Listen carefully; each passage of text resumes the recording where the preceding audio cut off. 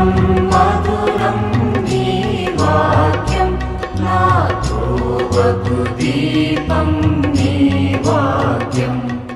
యేసు నామంలో మీకు శుభములు సమృద్ధిగా కలుగునుగాక. మధురం నీ వాక్యం అనే కార్యక్రమానికి స్వాగతం. ఈరోజు మనం ఆరోగ్యమునకు 5 సూత్రములు అనే అంశం ధ్యానించుకుందామండి. మధురం మధురం నీ వాక్యం నా త్రోవకు దీపం నీ వాక్యం. నిన్నటి దినాన ఆశీర్వాదమునకు 5 సూత్రములు ధ్యానించుకున్నాం కదా. ఈరోజు ఆరోగ్యం, ఎందుకంటే ఆరోగ్యమే మహాభాగ్యం. Health is wealth. ఈరోజు ఆరోగ్యమునకు 5 సూత్రములు బైబిల్ గ్రంథం నుంచి మనం తెలుసుకుందామండి. ఇందులో శరీరానికి, ఆత్మకి, మనస్సుకి అన్నీ కావలసినటువంటి ఆరోగ్యం అన్నమాట. ఇప్పుడు డాక్టర్స్ అంటే శరీరానికి సంబంధించి చెప్తారు, కానీ యేసు ప్రభు శరీరానికి డాక్టర్, ఆత్మకి డాక్టర్, మనస్సుకి డాక్టర్ అన్నమాట. ఇది అలా చూస్తే ఆ దృష్టితో ఇది కూడా ఒక మెడికల్ బుక్ అన్నమాట, గైడ్. మందుల సీసా అంటారు. డెరిక్ ప్రిన్స్ గారు చాలా గొప్ప దైవజనుడండి.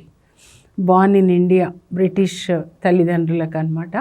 ఆయన ఒక బుక్ రాస్తారు, గాడ్స్ మెడిసిన్ బాటిల్ అని ఒక బుక్ రాస్తారు. తన అనుభవాన్నే రాస్తారనమాట. సామెతల గ్రంథం 4వ అధ్యాయంలో 20 నుంచి 27 వరకు అండి. మీరందరూ జాగ్రత్తగా చదవండి. అది సామెతలు 4 అన్నమాట. రాసుకోవాలి కూడా. ప్రతిదీ కూడా బైబిల్ గ్రంథంలో నుంచి దేవుడు మనకిచ్చిన ఆజ్ఞలు, లేకపోతే నిబంధనలు అన్నీ రాసుకోవాలి. అక్కడ దేవుడు ఏం చెప్తారంటే, కుమారా నా పలుకులు ఆలించు, నా మాటలు నీ కన్నుల ఎదుట నుంచి తప్పిపోనివ్వకు. నీ కన్నులు ఎప్పుడూ ఇది చదువుతూనే ఉండాలి. చెవియొగ్గి ఆలకించు, జాగ్రత్తగా ఆలకించు. నీ హృదయంలో దాచుకో వాటిని.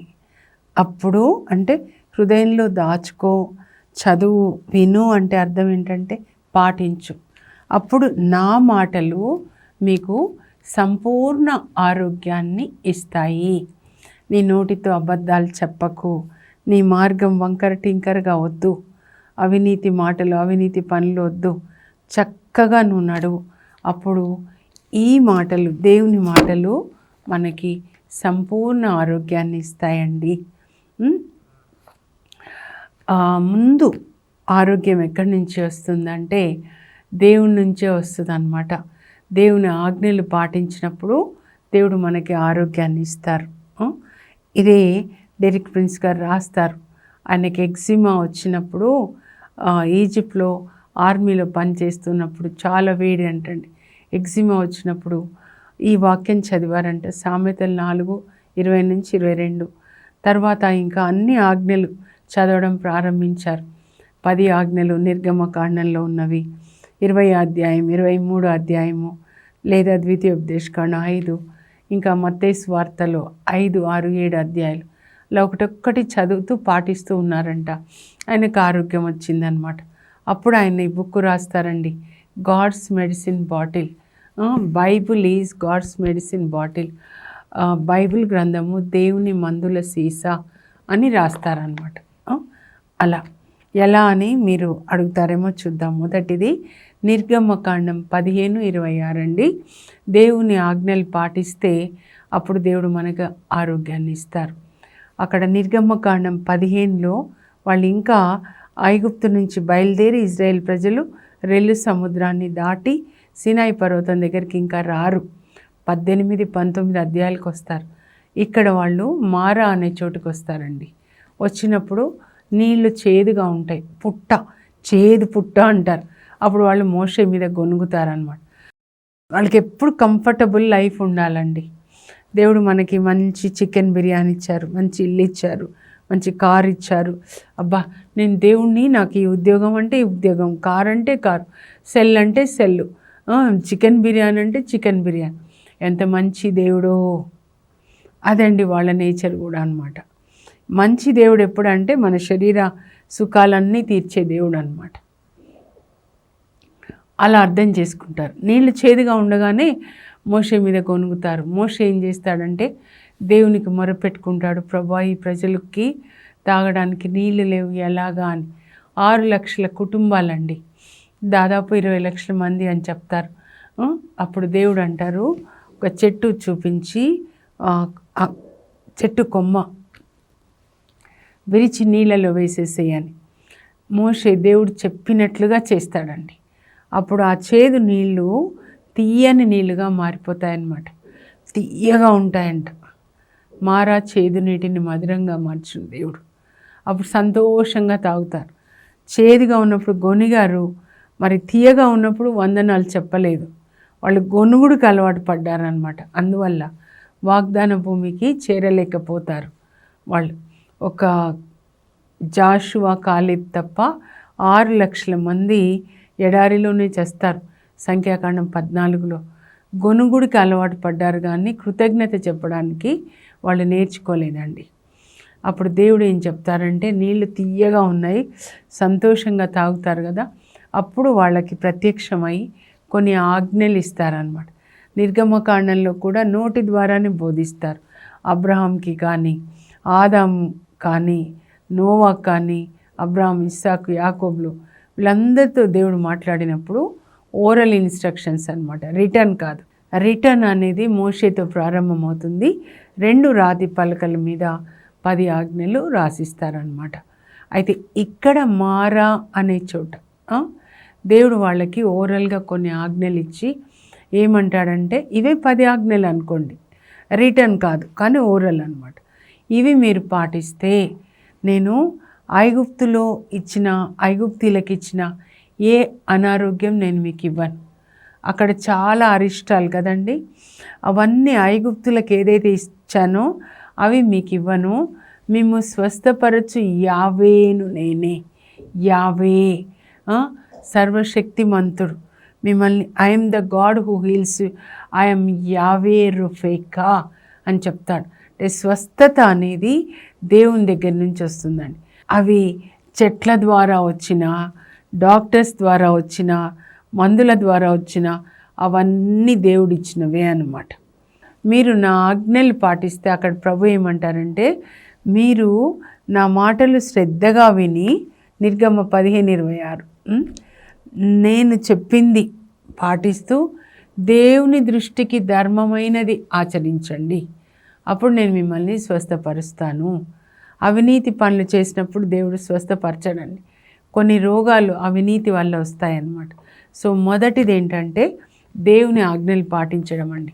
మీరు ఎన్ని జిమ్కి పోండి, ఎక్సర్సైజ్ చేయండి, ఇలా డాక్టర్స్ చెప్తారు ఈ టైంకి తినాలి అలా అని, ఎంత చేసినా కూడా పాపము ఉన్నప్పుడు దేవుడు మరి ఆ రోగాన్ని కూడా పంపిస్తారండి.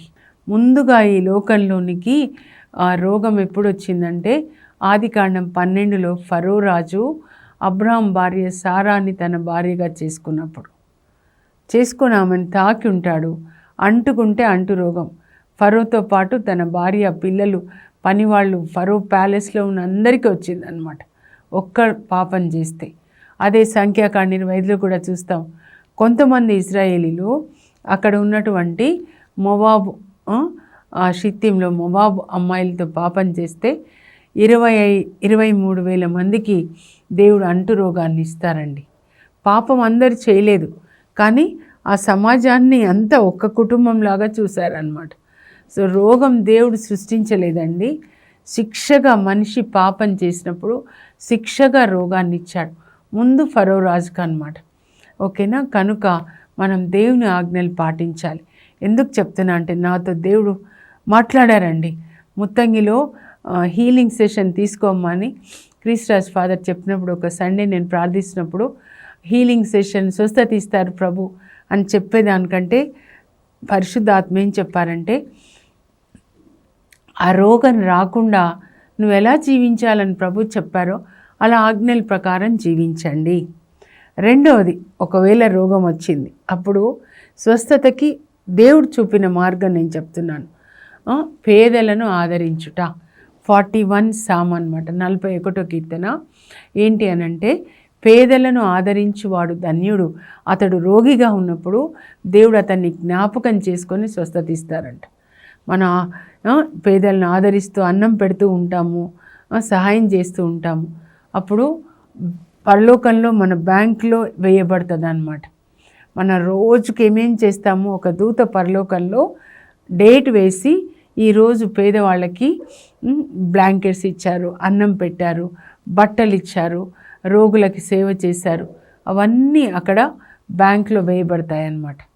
అప్పుడు యేసు ప్రార్థిస్తారు, ప్రభా ఈ బిడ్డ ఇలా సహాయం చేసింది కదా, కనుక ఈ బిడ్డకి స్వస్థత ఇవ్వండి అని ప్రార్థన చేస్తారనమాట. దేవుని వాక్యం అబద్ధం కాదండి.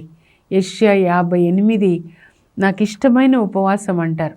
58:6 7వ వచనంలో ఏముంటుందంటే, ఆకలేని వాళ్ళకి అన్నం పెట్టండి, బట్టలు లేని వాళ్ళకి బట్టలు ఇవ్వండి, ఇల్లు వాకిలు లేని వాళ్ళకి ఆశ్రయం ఇవ్వండి, అప్పుడు మీ గాయములు తొందరగా మానుతాయి. ఎన్ని సంవత్సరాల నుంచి రోగాలు, ప్రతి సంవత్సరం మీకు మందులు ఎక్కువైపోతున్నాయా? రోగాలు ఎక్కువైపోతున్నాయి, మందులు ఎక్కువైపోతున్నాయి. అది దేవుని ప్లాన్, దేవుని చిత్తం కాదండి, అది సాతాను చిత్తం. మనం పాపం చేయాలి, మనకి రోగం రావాలి, మందులతో ఇంకా నిద్ర లేకుండా బాధపడాలి. దేవుని చిత్తం ఏంటంటే, మత్తయి 8:3 కుష్ఠరోగి యేసు ప్రభు దగ్గర వచ్చి, ప్రభా నీకు ఇష్టమైతే నాకు స్వస్థత ఇవ్వంటే, నాకు ఇష్టమే, నీకు స్వస్థత కలుగునుగా కానీ అతన్ని తాకి అతన్ని స్వస్థపరుస్తారు. దేవునికి ఇష్టం ఏంటంటే మనం ఆరోగ్యంగా ఉండడం. ఆరోగ్యంగా ఉంటేనే కదండి అన్ని పనులు చేస్తాం. అందుకే 3వ యోహాన్ 3వ లేఖలో 2వ వచనంలో అక్కడ దేవుడు ఏం రాస్తాడంటే, నా ప్రియమిత్రుడా నీకు సర్వదా శుభమగునుగాక, నీ ఆత్మ వర్ధిల్లుచున్న ప్రకారము నీవు శారీరకంగా కూడా వర్ధిల్లుచు, అన్ని విషయాల్లో వర్ధిల్లుచు, ఆరోగ్యముగా సుఖముగా ఉందుగాక. నీ ఆత్మ వర్ధిల్లాలండి. ఎలా? దేవుని వాక్యం, దేవుని ఆజ్ఞలు పాటిస్తూ ప్రతి నీతిలో ఎదగాలి, ప్రేమలో ఎదగాలి, కరుణలో ఎదగాలి. అప్పుడు నీ శరీరానికి మంచి ఆరోగ్యం. మోషే ఎప్పుడు దేవుని మాటలు విని విధేయించాడు. 120 సంవత్సరాలు మంచి ఆరోగ్యం అండి. కంటి చూపు మందగించలేదు, అతని శక్తి సన్నగిల్లలేదు అని రాయబడి ఉంటుంది. ద్వితీయోపదేశకాండం 34:7 ఆయన మరణానికి ముందు అన్నమాట. అది పేదల్ని ఆదరించాలండి. మీరు భోజనం చేస్తారు, అప్పుడు ఇంకొకరికి పేదవాళ్ళకి కూడా పెట్టండి. అప్పుడు దేవుడు దాన్ని బట్టి మనకి ఆశీర్వాదాన్ని ఇస్తారు, ఆరోగ్యాన్ని ఇస్తారు అన్నమాట. అది ఇంకా 3వది వచ్చేసి, మనం పాపం చేయకూడదండి. పాపం చేయకూడదు. యోహాను సువార్త 5:14 పక్షవాత రోగికి స్వస్థత ఇచ్చి యేసు ప్రభు ఏమంటారంటే, నీకు మరింత కీడు కలగకుండుటకై ఇక పాపం చెయ్యకు. ఆ ప్లేస్ కూడా మేము చూసామండి, బెత్సైదా కోనేరు. అది దాటిన తర్వాత యెరూషలేంలో దేవాలయం ఉంటుంది అన్నమాట. సో విశ్రాంతి దినాన్ని వాక్యం చెప్పడానికి యేసు ప్రభు యెరూషలేం దేవాలయానికి వస్తున్నారు. మధ్యలో బెత్సైదా కోనేరు అన్నమాట. అక్కడ చాలామంది రోగులు దాని చుట్టూ ఉన్నారు. సంవత్సరానికి ఒకసారి పరలోకం నుండి దేవదూత వచ్చి నీటిని కదిలించినప్పుడు ఆ కోనేరులోకి ఎవరు దిగితే ముందుగా మొదటి వ్యక్తికి స్వస్థత. అయితే ఇప్పుడు యేసు ప్రభు వస్తున్నారనమాట.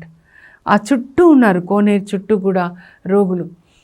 అక్కడ ఒక రోగి దగ్గరికి వెళ్ళారు.